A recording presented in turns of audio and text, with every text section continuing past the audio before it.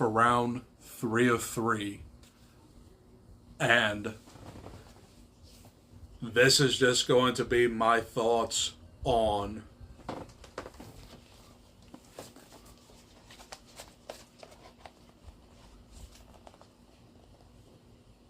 yeah, that's right. Blade, Blade 2, and even Blade Trinity. So, these were the 3 movies that I watched over this week, and I decided not to really talk about them individually, so this is just going to be a video dedicated to the Blade franchise. So, Blade 1998 was the introduction to Wesley Snipes playing Blade the Daywalker. And he is a half human, half vampire who hunts vampires. So, he has the mentor of Whistler, played by Chris Christopherson, R.I.P., sir. And this is literally his origin story. Where did he come from? And why does he do the things that he does? This intro to Blade is probably the coolest superhero intro in early Marvel movies. So, he just raids this nightclub filled with vampires, and he saves this dude from becoming one of them. But then you see the sprinklers just rain blood on all of them. That's when you know that things aren't really right.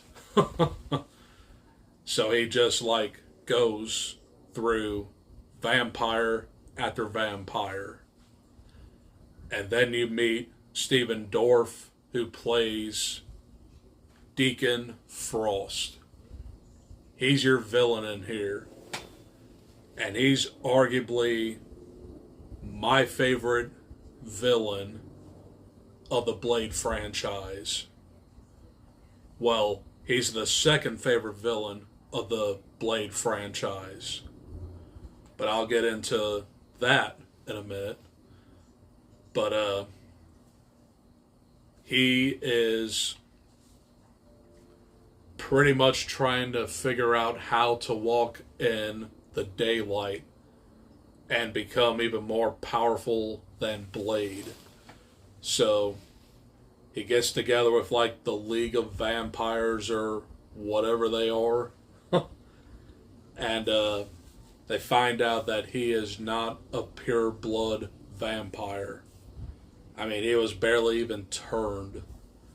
So the way to do this blood ritual is to seek the help of Lamagra, the blood god. And this is a curse that will make Deacon Frost the most powerful vampire known to man. The effects really don't look that good nowadays, but they were efficient in the late 90s. But CGI was still getting its footing in that time. But this is a really fun movie, and I really enjoyed my rewatch of it. This is probably one of my favorite R-rated Marvel movies. There's not many, but there has been a resurgence with Deadpool, Logan, The Punisher, and Blade is the one that started it all, arguably. Wesley Snipes is excellent in the role, and I really like the martial arts combat against all the vampires. And it's just a blast to rewatch.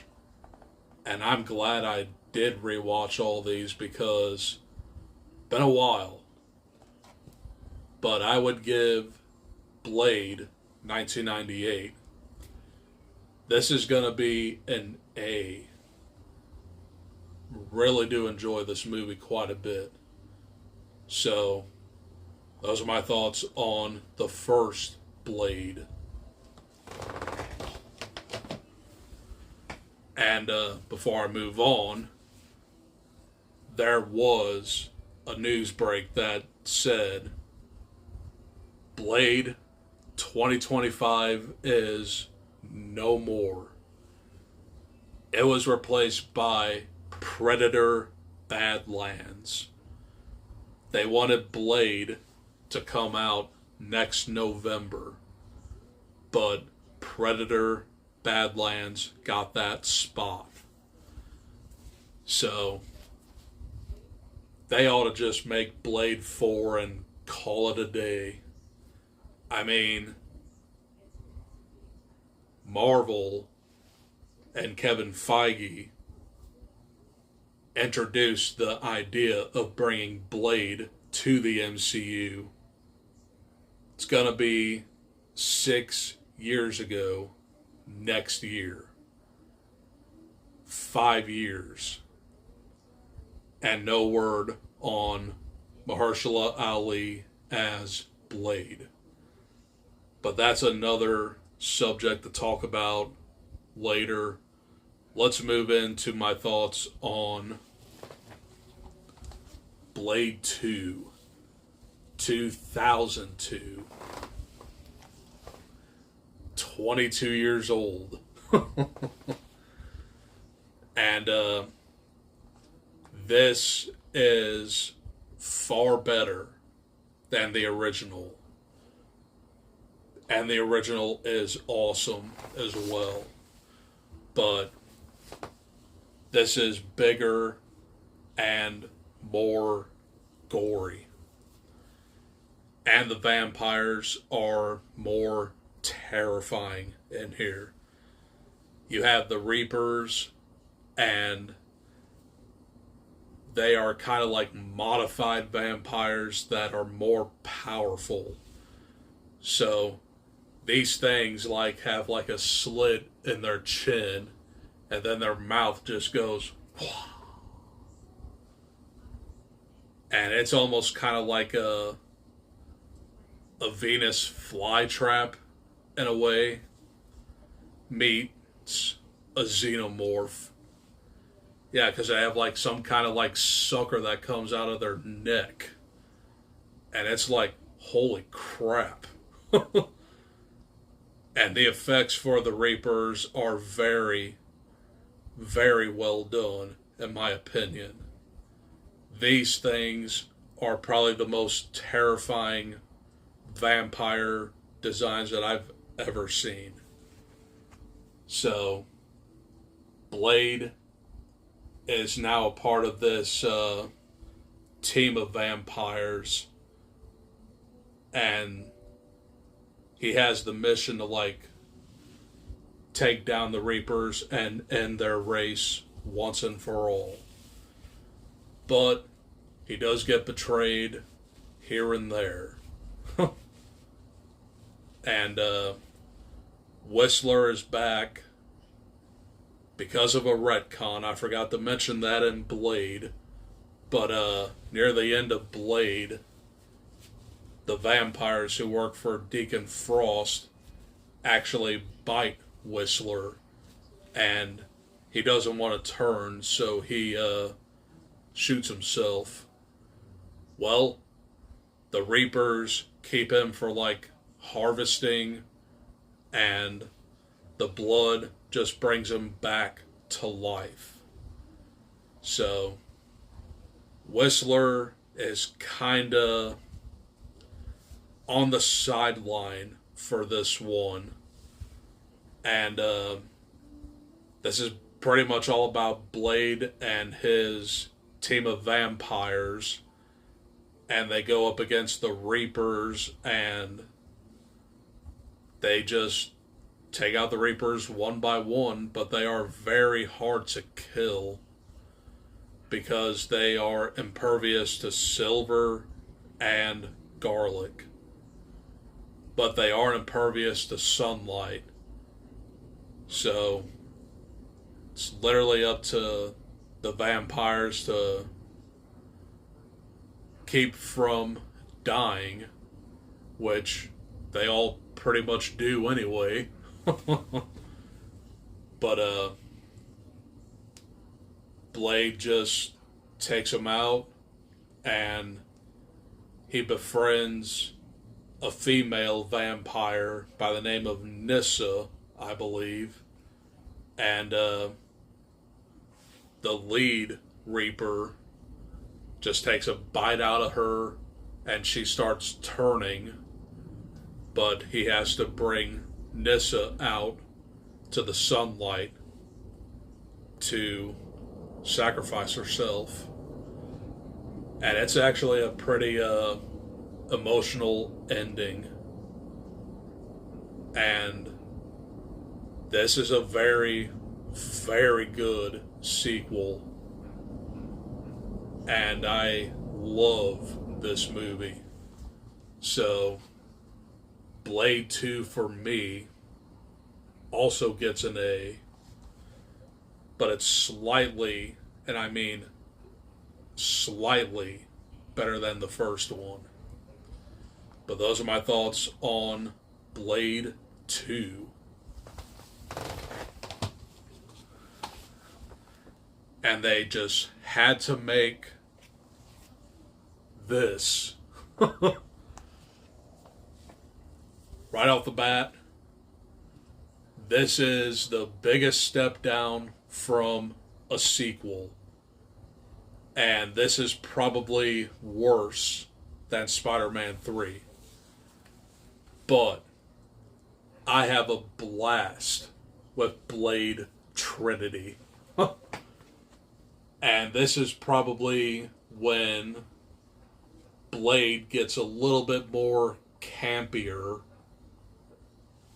because you have like the introduction of Ryan Reynolds as Hannibal King, and then you have Jessica Biel as Whistler's daughter, Abigail. They are two vampire hunters, and they're after like this clan of vampires who awaken Dracula. Yeah, how can you mess up Blade versus Dracula? Well, they kind of did here. But I do have fun with this movie. It's really, really dumb, but it is hilarious and at parts. So, you definitely get pre-Deadpool in here, because Hannibal King is just like a jokester that goes up against Triple H and Parker Posey, of all people, and he just like badmouths them throughout this entire movie. But I mean, you just have like Blade against Dracula. You would think that that would work, but Dominic Purcell as Dracula does not look like Dracula whatsoever. It's kind of weird in a way. But I mean, Whistler does die in here in the beginning during like an FBI shootout or whatever. But Blade is kind of like a fugitive in here, and he's on the run, but he's not the bad guy, of course. All the vampires are. But there's nothing much else to say about this movie. It's just Blade going up against Dracula. It's really silly, but it is watchable. So I would give Blade Trinity. This is going to be a hot take. I'm going to give this a C. Because it is a guilty pleasure of mine.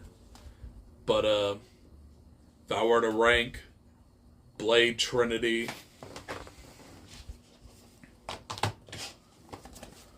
Blade 2. And those are my thoughts on the Blade Trilogy. It was one trilogy that I've been really wanting to talk about for a long time. And here it is. So, those are my thoughts and ranking on the Blade Trilogy. Tomorrow, I'm going to go see Venom: The Last Dance. Now, I didn't rewatch the other two Venom movies, so I'm just going to give you a solo review on Venom: The Last Dance. Am I happy that they're making another Venom movie? But it's got to be better than Madam Web. More on that when I see Venom: The Last Dance. But I'm going to leave it at that, and I will see you in the next video. Adios. Peace.